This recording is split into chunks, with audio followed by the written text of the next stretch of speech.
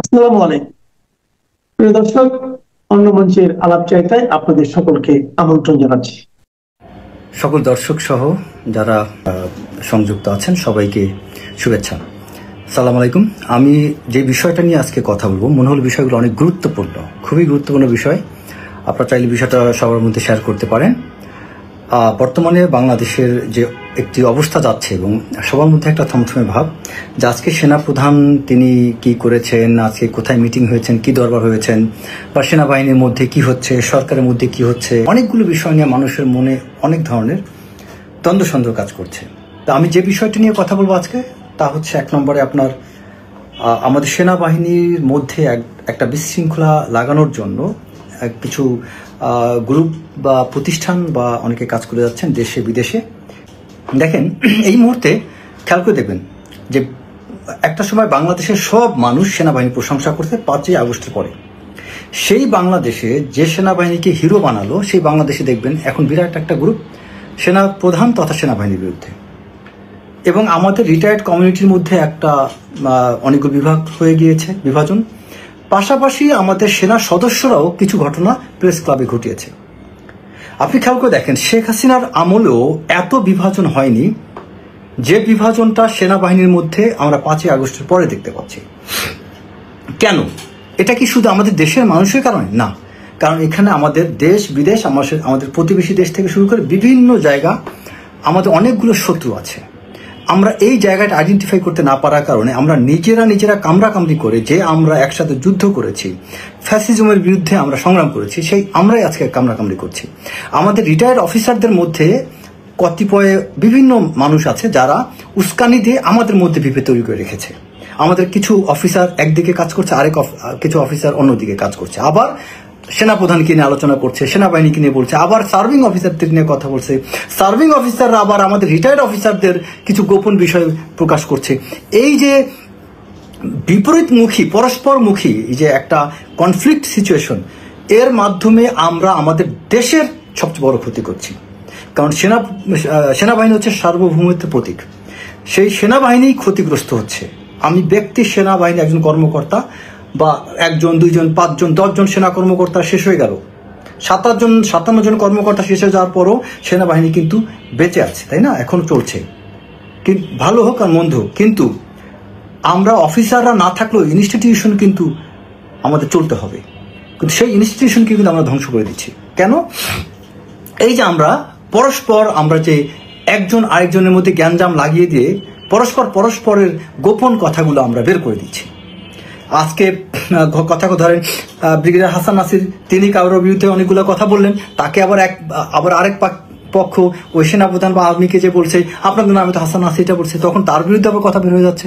আবার হাসান নাসিরকে যে কেউ বলছে আপনি জানেন না তো, আপনার বিরুদ্ধে তো আর্মির অমুক আপনার বিরুদ্ধে আছে, তিনি আবার তাদেরকে নিয়ে অনেক কথা বলছেন।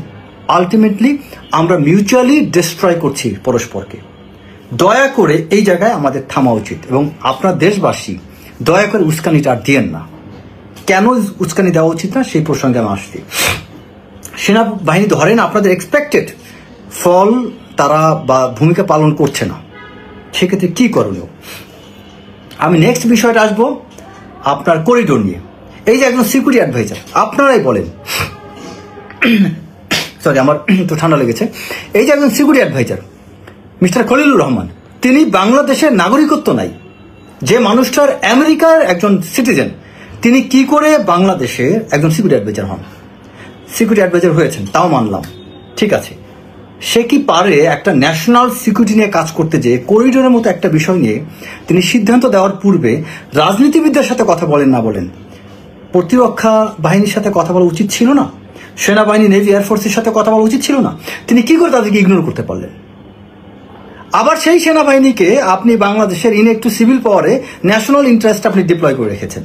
যদি মনে করেন সেনাবাহিনী অযোগ্য, সেনাবাহিনী আপনার শত্রুর প্রতিপক্ষ, আপনি একটা রাষ্ট্রের দায়িত্বে থেকে আপনি একটা বাহিনীকে প্রতিপক্ষ যদি ভাবেন, তাহলে সেই বাহিনীকে আপনি কোন ভরসায় মাঠে নামিয়েছেন? মাঠ থেকে তাদেরকে বিদায় করিয়ে দেখি বাংলাদেশ চালান না, আপনি কিভাবে চালাইতে পারেন? এটা একটা ভুল করছেন। আচ্ছা, তারপরে আমি আসি এখন করিডোরের বিষয়টা। আমরা কিন্তু ঝোঁকে মাতাল। দেখেন, করিডোর বিষয় আপনাকে বুঝতে হবে। বসনিয়া হার্জেগোভিনা যুদ্ধের সময় জাতিসংঘ কিন্তু মানবিক করিডোর সহায়তা দিয়েছিল এবং যার ফলে আপনার ওই জায়গায় কিন্তু ন্যাটো স্থায়ী ঘাঁটি তৈরি করেছিল। তারপরে ইরাকে যখন নো ফ্লাই জোন আপনার তৈরি নামে যখন আপনার করা হয় নামক আপনার মানবিক করিডোর দেওয়া হয়, সেখানেও কিন্তু আমেরিকা তারা তাদের ওখানে একটা ঘাঁটি তৈরি করে।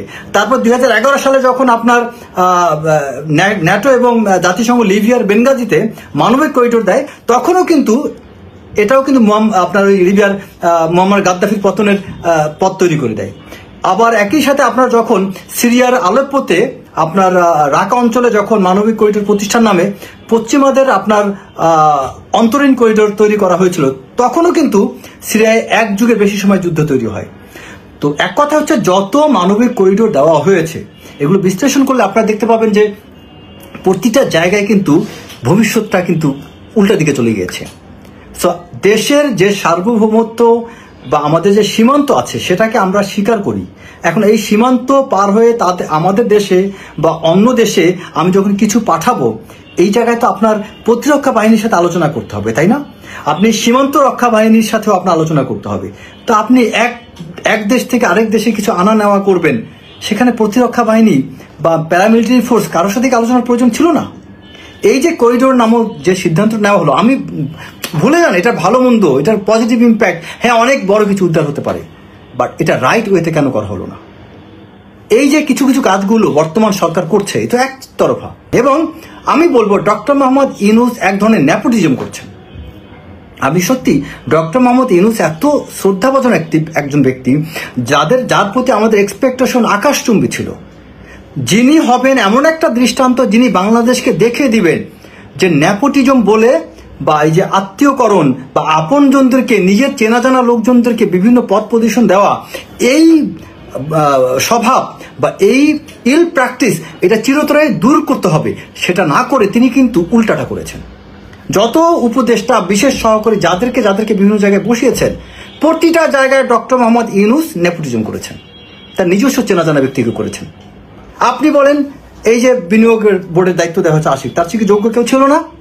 উনি কি কোথাও কোনো সার্কুলার বা কোনো টেস্ট, কোনো থিঙ্ক ট্যাঙ্ক গ্রুপ, কোনো কাউকে কোথাও কোনো আলোচনায় বসেছেন যে আমরা এই জায়গার জন্য কেমন মানুষ থাকা উচিত? আপনি যতই ব্রিলিয়ান্ট হন, যত আপনি মেধাবী হন, মেধা কখনো অভিজ্ঞতার অর্জনটা দিতে পারে না। একটা মানুষ 20 বছর, 30 বছর, 40 বছর চাকরি করে একজন সচিব, জেনারেল, একজন ব্যবসায়ী হওয়ার পরে তিনি যা শিখেন, এটা হার্ভার্ড, ক্যামব্রিজ ইউনিভার্সিটি তারা কিন্তু তাদের বই পুস্তক পড়া শেখাতে পারবে না। যে কারণে স্পেশালি হার্ভার্ড ইউনিভার্সিটিতে স্কলারশিপ পাওয়ার ক্ষেত্রে তারা অভিজ্ঞতা অন্যতম একটা মূল্যায়নের মাপকাঠি হিসেবে রাখেন।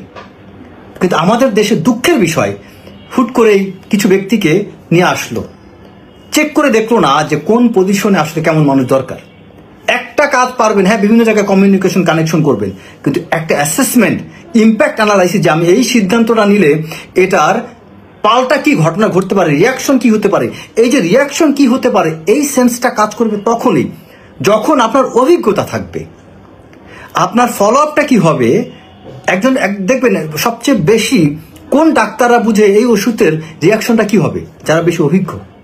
যিনি MBBS পাস করে আছেন তিনি কিন্তু এটা বুঝবেন না, তিনি রোগ হয়তো আইডেন্টিফাই করতে পারবেন হয়তো বা কিছু কিছু ক্ষেত্রে নির্ণয় করতে পারবেন, কিন্তু অনেক বিষয় তিনি পারবেন না। তো আমাদের দেশে এই গাফিলতিগুলো হচ্ছে, যেটার জন্য আমি মনে করি ডক্টর মোহাম্মদ ইউনূস দায়ী। তারপর আমি এখন বলবো সেনা প্রধান এবং আর্মি নিয়ে ইলেকশন।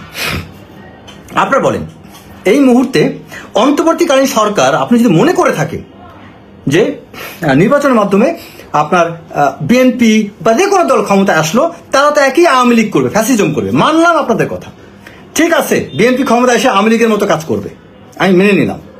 এখন আপনি আমাকে বলেন, তাহলে আপনি যে ক্ষমতায় থাকবেন, কতদিন থাকবেন? আপনি কিন্তু টাইমলাইন দিয়েছেন? আপনি কি কি সংস্কার করবেন, কি কি করেছেন এই পর্যন্ত? কোনো স্পেসিফিক আপনার কোনো এটা নিয়ে কোনো এজেন্ডা বা কোনো স্পেসিফিক কোনো লাইন দেওয়া আছে, মানে আপনার ডেডলাইন দেওয়া আছে? নাই। আপনি আপনার মতো করে এখানে ক্ষমতায় থেকে একটা কমফোর্ট জোন তৈরি করছেন। কমফোর্ট জোন আপনাকে এমন একটা ফিলিংস দিচ্ছে, যদি নির্বাচন হয়, অন্য সরকার আসে, তাহলে তো আমাদের দাম কমে যাবে, আমাদেরকে কেউ জিজ্ঞাসাবাদ করবে না, আমাদের কমফোর্ট জোনটা চলে যাবে। সে কারণে আপনার বিভিন্ন নাটক, ড্রামা তৈরি করে আপনারা কিন্তু সরকারি দীর্ঘদিন থেকে যাচ্ছেন। কিন্তু আপনাকে সাংবিধানিকভাবে আপনার এই এই এই ক্ষমতাটা কি আছে? অন্তর্বর্তীকালীন সরকার শব্দটা অর্থটা কি? আমি বুঝতেছি আপনি অনেক দিন থাকলে হ্যাঁ ঠিক আছে, কিন্তু আপনি কিসের ভিত্তিতে থাকতেছেন? আপনি স্পেসিফিক আপনার কোনো কাজের আপনার অ্যাচিভমেন্ট দেখাইতে পারছেন না যে আমার এই কদিনে এই অ্যাচিভমেন্টগুলো করেছে না। আচ্ছা, তারপরে হচ্ছে সেনাবাহিনীর মতো একটা মিলিটারি ফোর্সকে আপনি এত বড় একটা মিলিটারি, যে বাংলাদেশের সার্বভৌমত্বের রক্ষার প্রতীক, আপনি দেশ রক্ষার সবচেয়ে গুরুত্বপূর্ণ বিষয় হচ্ছে ডিফেন্স, সেই প্রতিরক্ষা বাহিনীকে আপনি ট্রেনিং এর বাইরে রেখে দিচ্ছেন। অধিক সময় ধরে ট্রেনিং এর বাইরে, প্রশিক্ষণ নাই, তাদের এক্সারসাইজ নেই, অনুশীলন নেই। একটা রেগুলার বাহিনী কি করে আপনার এতদিন এক্সারসাইজের বাইরে থাকতে পারে? আপনি অনির্দিষ্ট কালের জন্য সেনাবাহিনীকে রেখে দিবেন, তার মানে কি কোনো দেশ হয়তো চাচ্ছে বাংলাদেশের সেনাবাহিনী এইভাবে মাঠে থাকুক, প্রশিক্ষণ হবে না, ট্রেনিং হবে না, কোনো এক্সারসাইজ অনুশীলন হবে না, তারা পেশাদারিত্ব ভুলে যাবে, তারা এক পর্যায়ে এই আর্মি সিভিল কাজে অভ্যস্ত হয়ে যাবে, অ্যান্ড সেনাবাহিনীর লোকজনগুলো বৈষয়িক কাজে সম্পৃক্ত হয়ে যাবে। সেনাবাহিনীকে কেন একটা আলাদা ক্যান্টনমেন্টে ব্যারাকে রাখা হয় বলেন, এর কারণটা কি? যাতে তারা সিভিল সোসাইটির সাথে মিশে তাদের দ্বারা প্রভাবিত না হয়ে শৃঙ্খলা বিঘ্ন ঘটায়, বা তারা উচ্ছৃঙ্খল হতে যাতে না পারে। পুলিশ যেমন অনেক জায়গায় বেসামরিক লোকজনের সাথে বেসামরিক পরিবেশে কাজ করে, কিন্তু পুলিশ অনেক ক্ষেত্রে তারা তাদের সততা ধরে রাখতে পারে না, এটা কিন্তু একটা সীমাবদ্ধতা। এ কারণে সেনাবাহিনীকে সবসময় সেন্সিটিভ অর্গানাইজেশন, সবসময় সাধারণ জনগণ থেকে বাইরে রাখা হয়। আর আপনি সেই সেনাবাহিনীকে মাঠে মাসের পর মাস রেখে দিয়েছেন এবং অনির্দিষ্টকালের জন্য। এখন সেনাবাহিনী ইলেকশনের কথা বললে সেনাবাহিনীর দোষ, তো ইলেকশনের কথা সেনাবাহিনী তার জায়গা থেকে করবে না, তো অনির্দিষ্টকালের জন্য মাঠে পড়ে থাকবে। আর এই কথা বলার জন্য এখন ওয়াকার সাহেব খারাপ, সেনাবাহিনীর সার্ভিং অফিসার জেনারেল সবাই খারাপ। এখন আপনি আমাকে উত্তর দেন, শেখ হাসিনা যখন ফ্যাসিজম করেছে, অন্যায় করেছে, তার অন্যায়ের বিরুদ্ধে ওয়াকার সাহেব যখন ভূমিকা নিল, তখন তাকে হিরো বানিয়েছিলেন। এই একই ওয়াকার সাহেব বা একই সেনাবাহিনী যখন এই ইউনূস সাহেবের এই অনির্দিষ্টকালীন এই যে কাজকর্ম, এই কিছু অনিয়ম, এগুলোর কারণে যখন উনি পূর্ণ সমর্থন দিচ্ছেন না, তখন তিনি খারাপ হয়ে গেলেন। তার মানে কি সমস্যাটা আমাদের নিজেদের চিন্তা চেতনায়, আমরা নিজেই তো ঠিক নাই। আমাদের ফেভারে গেলেই ভালো, আমাদের ফেভারে না গেলে খারাপ। আপনারা এখানে সেনাবাহিনীকে অনর্থক না বুঝে বিতর্কিত করছেন। এই মুহূর্তে সেনাবাহিনী যা করণীয় তার চেয়ে অনেক বেশি কিছু করছে। ভুল ত্রুটি কাজকর্ম করতে গেলে হতেই পারে। আপনি বলেন বাংলাদেশের ইতিহাসে কখনো কোনো সেনাবাহিনী এত লম্বা সময় বাইরে থাকার পরও এতটুকু সাবধানতা অবলম্বন করতে পারছে অতীতে? বলেন। ক্লিন হার্টে ক্যাজুয়ালিটি আছে, তত্ত্বাবধায়ক গভর্নমেন্ট পিরিয়ডে ক্যাজুয়ালিটি আছে, 96-এ যখন সেনাবাহিনী মাঠে নেমেছিল তখনও ক্যাজুয়ালিটি ছিল। কিন্তু এই সময় দেখেন, এত লম্বা সময় সেনাবাহিনীর হাতে আপনি কয়টা ক্যাজুয়ালিটি খুঁজে বের করতে পারবেন? আপনার এই যে লম্বা সময় সেনাবাহিনীকে সাবধানতার সাথে ধরে রাখা, এটা কি চারটিখানি কথা? এই বিষয়গুলো কেন নিচ্ছেন না আপনারা? কেন এটা নিয়ে আপনারা এনকারেজ করতেছেন না? তো এখন কিছু বিষয় হচ্ছে যে সেনাবাহিনীকে আপনারা, আমার মনে হয় চিফ অ্যাডভাইজার উচিত আলোচনার মাধ্যমে যত দ্রুত সম্ভব একটা সমাধানে আসা, এবং চিফ অ্যাডভাইজারও উচিত সেনাপ্রধানের প্রতি পজিটিভ হওয়া। সেনাপ্রধানকেও আমি মনে করি চিফ অ্যাডভাইজারকে সহযোগিতা করা উচিত। তবে ন্যাশনাল ইন্টারেস্টকে ইগনোর করে কারো উচিত না কাউকে সহযোগিতা করা। জাতীয় স্বার্থ, আমাদের দেশপ্রেম, আমাদের ন্যাশনাল ইন্টারেস্ট সবার আগে। আচ্ছা, এরপর একটা বিষয় হচ্ছে আপনার শেখ হাসিনা চিফ অ্যাডভাইজার যারা অ্যাডভাইজার যারা আছেন, এই যে অ্যাডভাইজার যারা কাজ করছেন, আপনারা বলেন বাংলাদেশের জনগণ কতদিন ধরে সমালোচনা করতেছে অ্যাডভাইজারদের নিয়ে? একটা অ্যাডভাইজার এখান থেকে পদত্যাগ করতে বাধ্য করেছেন? করেন নাই। কেন করেন নাই? কারণ হচ্ছে এটা এক ধরনের ইগো, আমাদের মধ্যে ইগো মিনিয়াজম কাজ করছে। মানে আপনার ভুল আমি ধরে যাচ্ছি, আমার ভুল আমি ধরতেছি না। চিফ অ্যাডভাইজার কি এই বিষয়গুলো তিনি কখনো খেয়াল করছেন যে তার অনেকগুলো অ্যাডভাইজার কাজকর্ম ঠিক মতো করছে না? অ্যাডভাইজারের আসিফের পিএসএফ উল্টাপাল্টা কাজ করছে, আপনার তারপরে আরো অনেক উপদেষ্টার অনেক পিএসএফ অনেক উল্টাপাল্টা কাজ করছে, কই তাদের বিরুদ্ধে কোনো অ্যাকশন নেওয়া হয়নি। কি যা অ্যাকশন নেওয়া হয়েছে এটা কি মানে এটা কি খুব উল্লেখযোগ্য? মোটেও না। আপনার শেখ হাসিনার পিরিয়ডকে আমরা সমালোচনা করে আজকের এই অবস্থা, তার বিরুদ্ধে আন্দোলন করে আমরা আজকের এই অবস্থানে আসছি। সেখান থেকে আমরা কি শিক্ষা অর্জন করলাম? আপনি আজকে দেখেন মানুষ বলতে বাধ্য হচ্ছে যে এখন শেখ হাসিনার আওয়ামী লীগের টাকা এখন এই দেশের বিভিন্ন রাজনৈতিক দল চলছে। খুব গর্বের কথা না বলেন? কিছুদিন পরে এই দেশের মানুষ বলবে যে আওয়ামী লীগের আমল ভালো ছিল। একটা বৈপ্লবিক সরকারের যে ভূমিকা থাকার কথা তার 1% আমরা অর্জন দেখাতে পারিনি। খালি বলতেছি বিশাল বিশাল বিনিয়োগ আসবে। আপনি আমার উত্তর দেন, যে ওয়ার্ল্ডে কোন বিনিয়োগকারী আছে আহাম্মক বিনিয়োগ, যে দেখবে যে একটা অন্তর্বর্তীকালীন সরকার যে কোনো মুহূর্তে বিদায় নিতে পারে, সেই লোক কি $বিলিয়ন বা $মিলিয়ন বাংলাদেশ ইনভেস্ট করবে? কখন করবে? যখন একটা পলিটিক্যাল গভর্নমেন্ট বা এমন একটা সরকার ক্ষমতা আসবে যে কমপক্ষে 5 বছর থাকবে, তখন তার অন্তত ক্যালকুলেট করতে পারবে যে আমি এই 5 ইয়ার্স বা 3 ইয়ার্সের জন্য যে একটা গভর্নমেন্ট থাকে, যে আমি এই প্রজেক্টটা হাতে নিলে 3 বছর বা 2 বছরের মধ্যে শেষ হয়ে যাবে, সো আমার ইনভেস্টমেন্ট ঝুঁকি নেই। বিজনেস রিস্ক অ্যানালাইসিসটা প্রত্যেকটা অর্গানাইজেশন করে, যে আমি যে ইনভেস্টমেন্ট করব সেই ইনভেস্টমেন্ট করতে গেলে আমার কি কি থ্রেট, আমার কি কি ভালনারেবিলিটিস, আমার কি কি রিস্ক থাকবে, এবং এই রিস্কের কি কি ইম্প্যাক্ট হবে আমার ওভারঅল বিজনেসের উপর, এটা তো প্রত্যেকটা অর্গানাইজেশন চিন্তা করে। তাহলে সেই বিদেশি অর্গানাইজেশন তো বাংলাদেশের মতো অর্গানাইজেশন না, যে টাকা পয়সা তদবির করে ঘুষ টুস দিয়ে কাজ আদায় করে নিয়ে আসবো। তারা তো কমপ্লেন্সটাকে ফলো করে। সো তারা তো এইভাবে আসবে না আশিক মাহমুদ বা আশিক চৌধুরী। তুমি যত চেষ্টা করো, তোমাকে আগে একটা টাইম লাইন ঠিক করতে হবে, যে এই টাইম লাইনের মধ্যে যখন বাংলাদেশ সরকার তার দায়িত্ব পালন করবে, তখন তুমি আশিক চৌধুরী এই জায়গায় বড় বড় ইনভেস্টর আনতে পারবে। আদার দেন ইউ ক্যানট। তারপরে আমাদের দেশে এই মুহূর্তে আপনি খেয়াল করেন যে পুলিশ, ল এনফোর্সিং যে তারা যে ভূমিকা দায়িত্ব পালন করে যাচ্ছে, এখানে সেনাবাহিনী যদি একটু সরে যায়, আপনি পুলিশকে দিয়ে কোনো কাজ করাইতে পারবেন? বলেন। এটা পুলিশের দোষ না, কারণ তাদের মধ্যে একটা ট্রমা কাজ করছে এখন। এই ট্রমা থেকে এখনো পুলিশ বের হয়ে আসতে পারে নাই।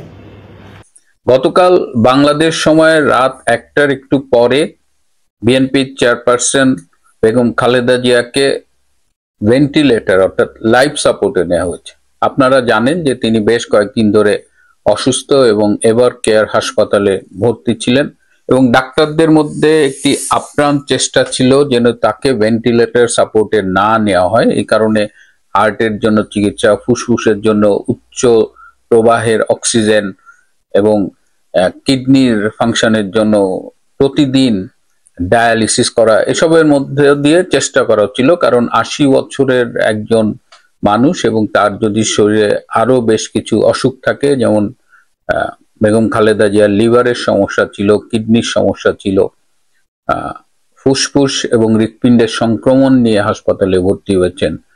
তো সব মিলিয়ে তার যে মাল্টি অর্গান ইনভলভমেন্ট, সেখানে লাইফ সাপোর্টে গেলে তার বেঁচে থাকার সম্ভাবনাটা অনেক কমে আসে। সেই জায়গা থেকে চেষ্টা করে ডাক্তাররা যখন দেখছিলেন যে বেগম খালেদা জিয়ার শরীর আর নিতে পারছেন না, তখন তারা প্ল্যান্ড ওয়েতে তাকে ভেন্টিলেটরে নিয়েছেন। এমন না যে হঠাৎ করে ধরেন একটা হার্টের অ্যাটাক হয়ে গেল, কার্ডিয়াক অ্যারেস্ট হলো, তখন ভেন্টিলেটরে যে হঠাৎ করে নেয় সেটা না, তারা একদম ভেবে চিন্তেই তাকে লাইফ সাপোর্টে ট্রান্সফার করেছে কাল রাতে। যদিও কালকের মিডিয়ায় নাকি সংবাদ ছিল যে তার অবস্থা স্থিতিশীল, তার অবস্থা উন্নতির দিকে। বাংলাদেশের মিডিয়ার খবর এখন আমি নিজে বিশ্বাস করি না, এবং আমি খুব কম বাংলাদেশের মিডিয়া পড়ি, কারণ তারা এখন এই বাঙ্গি চাষের মিডিয়া হয়ে গেছে। সেই যাই হোক, তারা আমি জানি না তাদের সোর্স কি ছিল। তো এই মুহূর্তে life support is a treatment, এটা আমাদের মনে রাখতে হবে। লাইফ সাপোর্টে কেউ গেলেই যে মারা যায় নিশ্চিত তা নয়, তাহলে তো লাইফ সাপোর্ট বিষয়টা থাকতো না। লাইফ সাপোর্ট থেকে অনেকেই ফিরে আসে, এবং লাইফ সাপোর্ট ওই কারণেই কাউকে দেওয়া হয় যেন তিনি এই যন্ত্রপাতির সাপোর্টে কিছুক্ষণ থেকে তার শরীরটা আস্তে আস্তে নিজের সাপোর্টে যেন ফিরে আসে। কিন্তু আমি একটু আগে যেটা বললাম যে ম্যাডামের জন্য এটা অনেক বেশি চ্যালেঞ্জিং, এবং তার বেঁচে থাকার সম্ভাবনা বিজ্ঞানকে যদি আমি অনুসরণ করি তাহলে বলতে হবে যে এই মুহূর্তে আগের চেয়েও অনেক অনেক কম।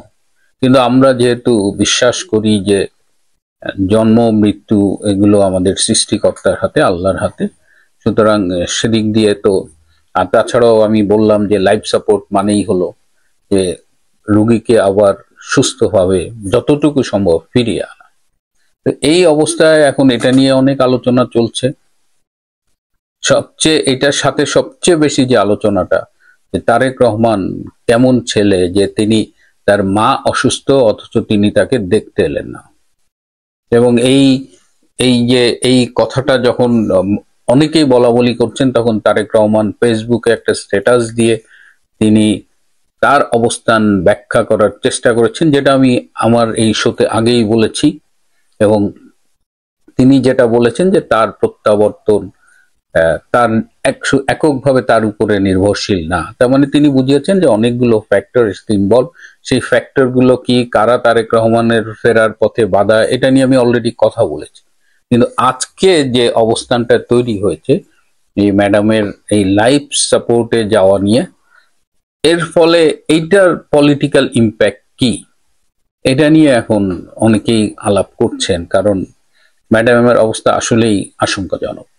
এখন একটা আলোচনা আমার পছন্দ হয়েছে, আমার কাছে গ্রহণযোগ্য মনে হয়েছে, যে তারেক রহমান গত বছরের 5ই আগস্ট যখন রেজিম চেঞ্জ হলো, জঙ্গি অভ্যুত্থানের মাধ্যমে আওয়ামী লীগের সরকার চলে গেল, ডক্টর ইউনূস অবৈধ হলেও ক্ষমতা দখল করলো, তখনই উচিত ছিল তারেক রহমানের বাংলাদেশে চলে আসা।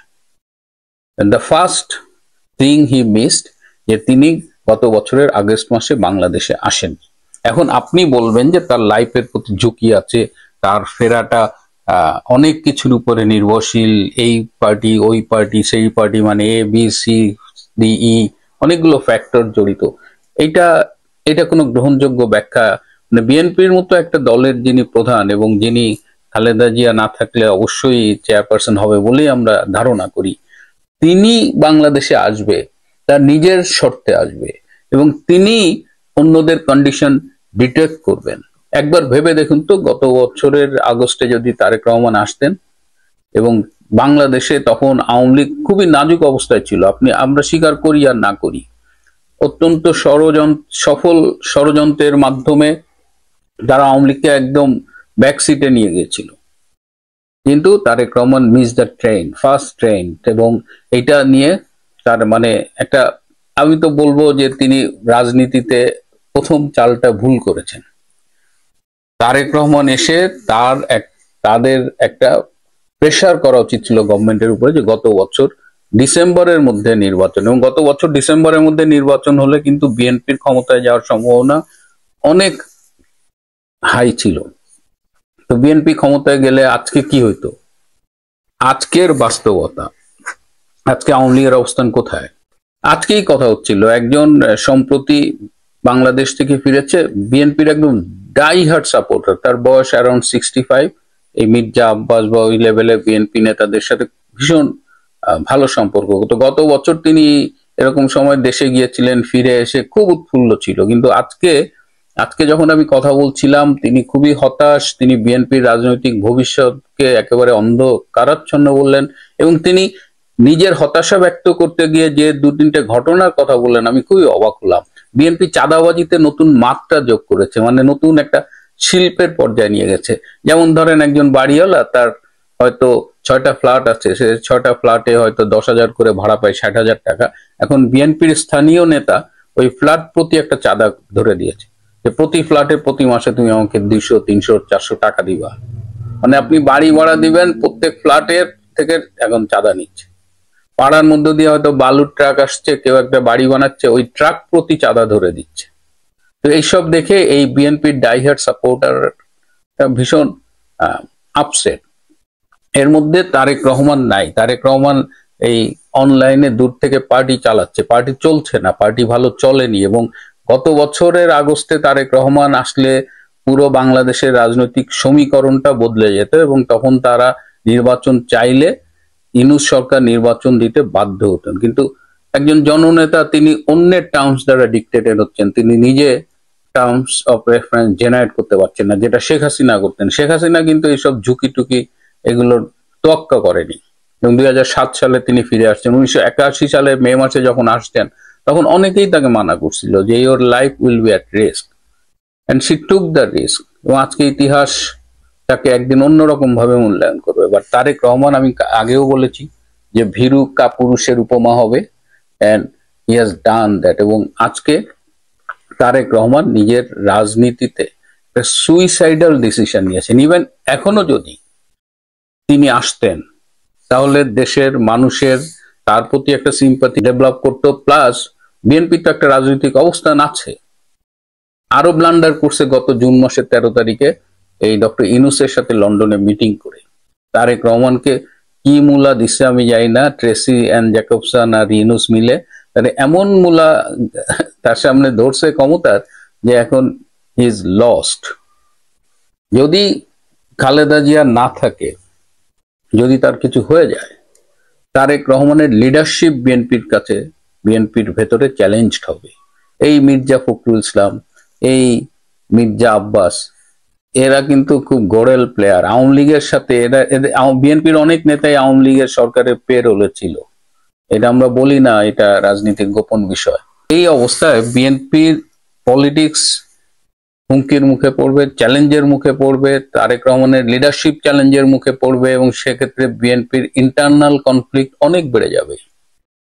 যাই হোক, এখন কিছু করার নাই। এখন হয়তো কেউ কেউ ভাবছেন যে তার জিয়ার সাথে বেগম খালেদা জিয়ার যাতে দেখা হয়, এই কারণে বেগম খালেদা জিয়াকে এয়ার অ্যাম্বুলেন্সে করে অন্য কোনো দেশে নিয়ে গিয়ে হয়তো তারেক রহমানকে সেখানে আনার একটা ব্যবস্থা করা হতে পারে। বাট আমি জানি না যে এয়ার অ্যাম্বুলেন্সে মুভ করার মতো অবস্থা এই মুহূর্তে বেগম খালেদা জিয়ার আছে কিনা। অনেকেই বলছেন যে তিনি বোধহয় ক্লিনিক্যালি ডেড, 16ই ডিসেম্বর তাকে ডিক্লেয়ার করা হবে।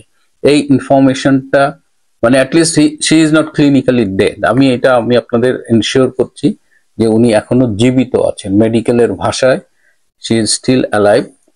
16ই ডিসেম্বর তাকে ইচ্ছাকৃতভাবে মৃত ঘোষণা করা হবে এমন কোনো তথ্য আমাদের কাছে নেই।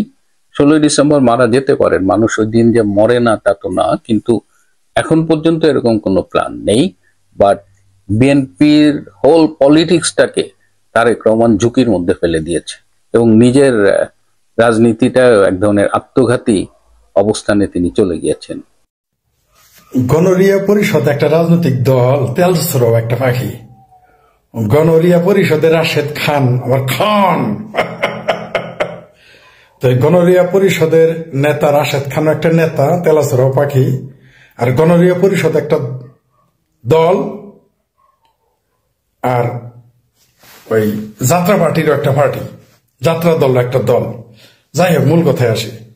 এই গণরিয়া পরিষদের নেতা রাশেদ বলছে, শিবির রাশেদ, আসলে জামাতের 20 মুখ, সাপের থাকে 2 মুখ, জামাতের হলো 20 মুখ। সে 20 মুখের 1 মুখ হলো এই গণরিয়া পরিষদ।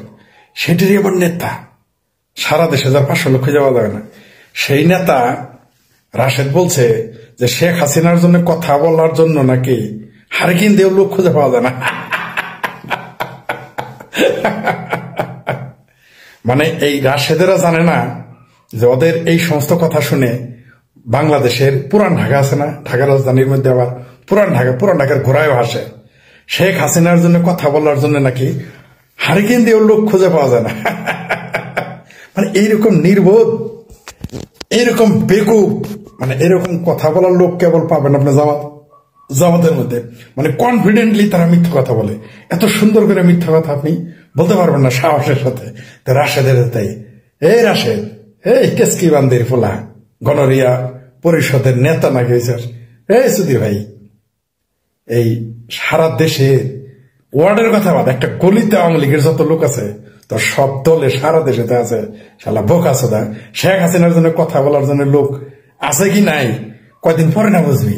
তোর ইউনূস আব্বা জানে শেখ হাসিনার জন্য কথা বলার লোক আছে কিনা, ওই তারেক রহমান জানে কথা বলার লোক আছে কিনা, ওই জামাতের সাদা শকুন তোর আব্বারা জানে, ওই ওয়াকার জানে শেখ হাসিনার জন্য কথা বলার লোক আছে কিনা, জানে পাকিস্তান জানে শেখ হাসিনার জন্য কথা বলার লোক আছে কিনা, সারা দুনিয়া জানে শেখ হাসিনার জন্য কথা বলার লোক আছে কিনা। শেখ হাসিনার জন্য হারিকেন দিয়ে কথা বলবো কেন? হারিকেন নিয়ে এসে কথা বলবো, জানোস না যে শেখ হাসিনার জন্য কথা বলার লোক আছে কিনা? আর্মি বেড়াকে ফিরে যাইতে দে নেবে, তোদের হারিকেন দিয়ে খুঁজে পাওয়া যাবে, তোদের হারিকেন দিয়ে খুঁজে পাওয়া যাবে নাকি? তোদেরকে কেউ চিনে মেম্বার হইতে পারবি? একটা মেম্বার তো দূরের কথা, কোন এলাকায় গিয়ে একটা ক্লাবের সভাপতি হতে পারবি, ক্লাব পাড়া গায়ের ক্লাব, এই কোথাকার। মানে এরা নাকি আবার ঢাকা বিশ্ববিদ্যালয়ের ছাত্র। শেখ হাসিনার জন্য কথা বলার লোক নাকি হারিকেন দিয়ে পাওয়া যায় না। কত বড় বেকুব হইলে এই কথা বলা সম্ভব? ভাতিজা জামানত থাকবো তোমার ইউনিয়ন মেম্বারে যা ইলেকশন করো না মেম্বারে আওয়ামী লীগের সাথে তোমার জামানত থাকবো। তুমি রাশেদ এলাকায় ইউনিয়ন মেম্বার ইলেকশন করলে ইউনিয়ন মেম্বারের জামানত তোমার আওয়ামী লীগের লোক, শেখ হাসিনার সাথে কথা বলার লোক নাই, তোমার জামানত খুঁজে পাওয়া যাবে।